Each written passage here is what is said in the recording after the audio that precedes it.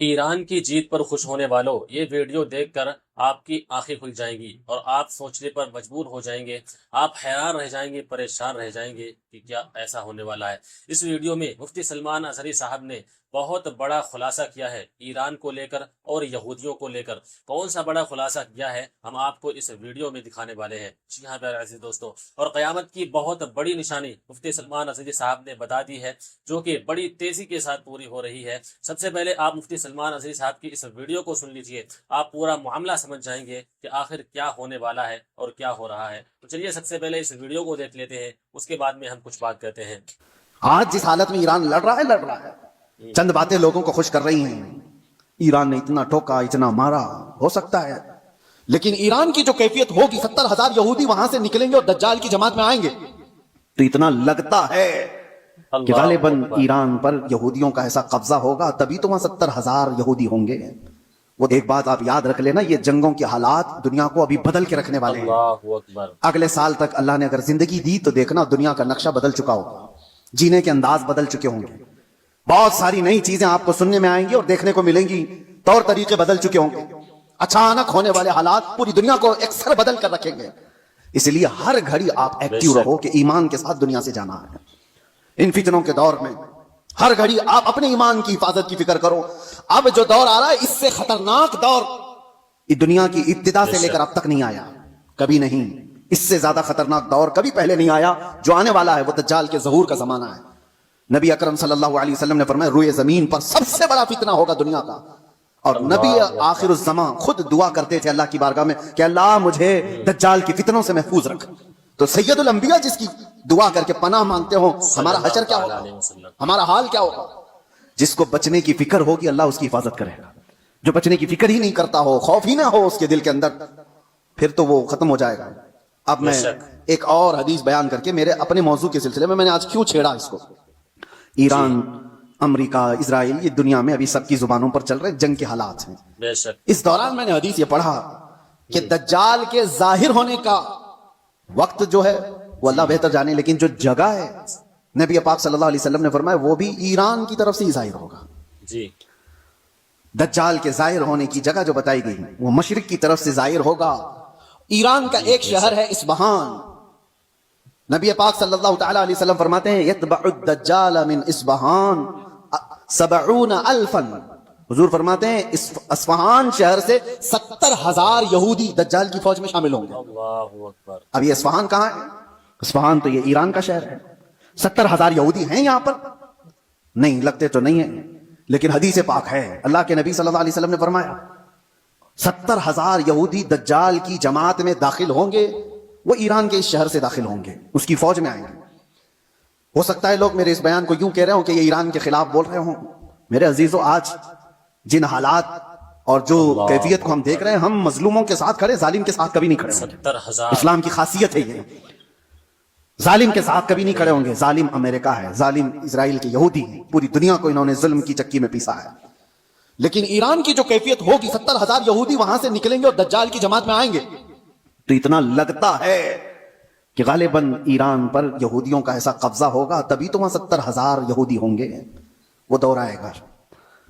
آج جس حالت میں ایران لڑ رہا ہے چند باتیں لوگوں کو خوش کر رہی ہیں۔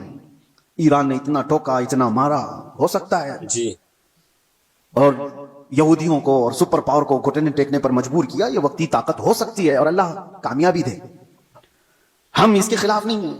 لیکن حدیث پاک، مجھے اس حدیث پاک سے یہ لگتا ہے وہ وقت آئے گا جب ایران پر یہودیوں کا ایک غلبہ ہوگا، تبھی تو وہاں سے دجال کی جماعت میں لوگ شامل ہوں گے۔ دوسری حدیث یہ بھی میں بتاؤں، امام مہدی جب ظاہر ہوں گے تو فرمائے گا امام مہدی کی جو فوج ہوگی وہ قسطنطنیہ کو فتح کرے گی۔ قسطنطنیہ کیا ہے؟ کانسٹنٹائن جس کو کہا جاتا ہے، یہ استنبول شہر ہے جو آج کا ترکی کا شہر۔ اب حدیث سنو، استنبول شہر کیوں فتح ہوگا؟ وہاں تو مسلمان ہیں۔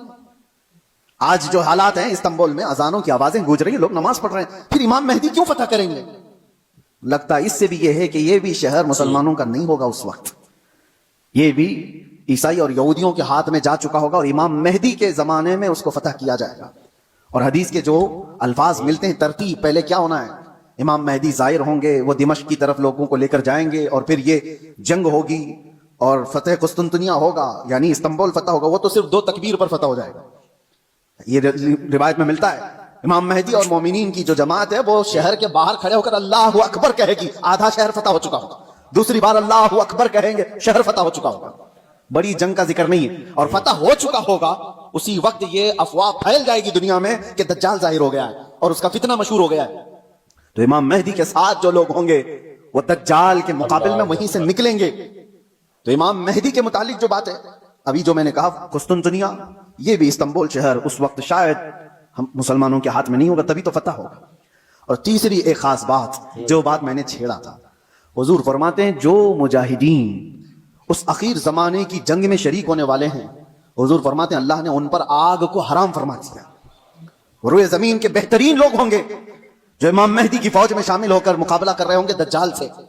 لیکن ساتھ میں حضور فرماتے ہیں، اب سنیے توجہ، جس جملے پر مجھے بہت زیادہ تعجب ہے، فرماتے ہیں حضور کہ میں یہیں سے ان کے گھوڑوں کے رنگ کو بھی دیکھ رہا ہوں.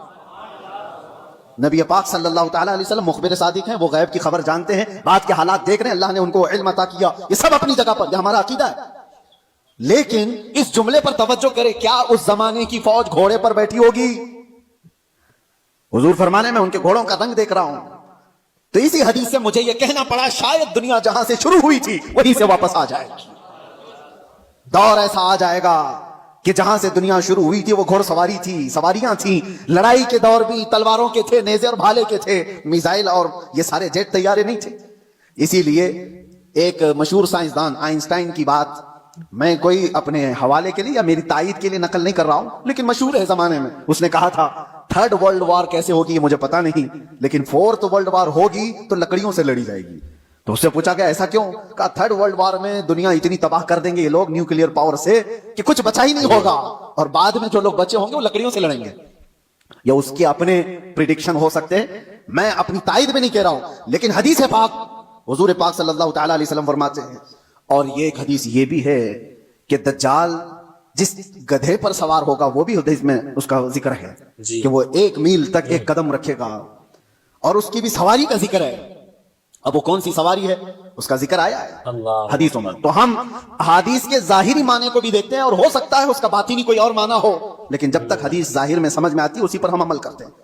آخر زمانہ شاید ویسا آنے والا ہو.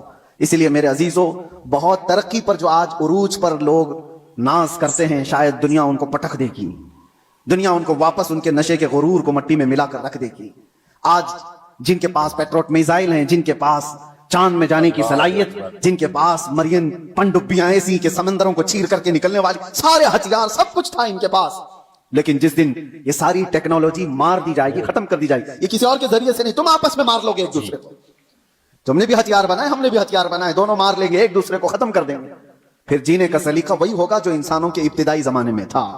انسان دنیا میں جس طرح سے بغیر لباس کے سادہ سا آیا تھا اسی انداز سے پھر جینے کا طریقہ سیکھ لے گا اور دنیا وہیں پر آ جائے گی. اور ایک حدیث حضور پاک صلی اللہ تعالیٰ علیہ وسلم نے آخری وقت کے متعلق جو فرمایا کہ قیامت جب آئے گی تو کیا حالت ہوگی اس وقت، اور حضور نے فرمایا صرف شریر لوگوں پر، کفار و مشرکین پر قیامت آئے گی، ایمان والے ختم ہو چکے ہوں گے، حتیٰ کہ کعبہ شریف بھی جلا دیا جا چکا ہوگا. حدیث پاک میں ملتا ہے کعبہ کو ختم کرنے والا ایک حبشی شخص آئے گا، قرآن اٹھا لیا جائے گا روئے زمین سے. ایمان والے پوری دنیا پر نہیں ہوں گے. جب قیامت آئے گی اور قیامت آنے کے وقت، عین وقت جو سور پھونکا جائے گا، اس وقت لوگ کیا کر رہے ہوں گے؟ اس وقت حضور فرماتے ہیں کہ سب اپنے اپنے کاموں میں مشغول ہوں گے. کوئی کھیتی باڑی کر رہا ہوگا، ہل چلا رہا ہوگا، کوئی کپڑا کاٹ رہا ہوگا، اور وہ وہیں سے اپنی کینچی پھینک دے گا. ہل چلا رہا ہوگا، وہی پھینک دے گا، وہ آواز سنتے ہی، یہاں تک کہ حاملہ عورت کے پیٹ سے بچہ نکل جائے گا. اس آواز کی دہشت سے دودھ پلانے والی ماں اپنے بچے کو پھینک دے گی. یہ جو حدیث میں ہے، وہاں پر بھی دنیا کی بڑی ترقیات کا ذکر نہیں ہے. یہ نہیں ہے کہ بہت ہائی فائی انٹرنیٹ میں آدمی بیٹھا ہوگا یا مشینیں چلا رہا ہوگا.